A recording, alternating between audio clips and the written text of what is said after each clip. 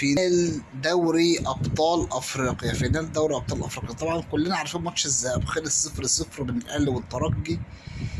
كان ماتش دفاعي والاهلي مشى رتم اللعب زي ما هو عايز، وكان في فرصه بس في اول ربع ساعه للترجي اللي هو اللاعب الاجنبي بتاعهم ده، مش عارف اسمه جاريدو ولا اسمه جيرالدو ده، وضاعت والماتش خلص 0-0. والنهارده الحمد لله اللقاء انتهى بهدف نظيف 1-0 للاهلي بهدف رامي ربيعه.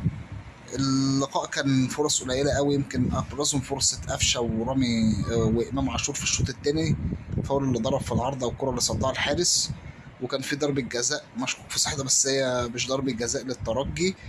ويعني كله 5 فرص ولا 4 فرص للفرقتين، والاهلي مشى اللقاء زي ما هو عاوز، والاهلي يفوز 1-0 وبطل افريقيا للمره ال 12 والرابعه على التوالي، ال 12 مش ال 13.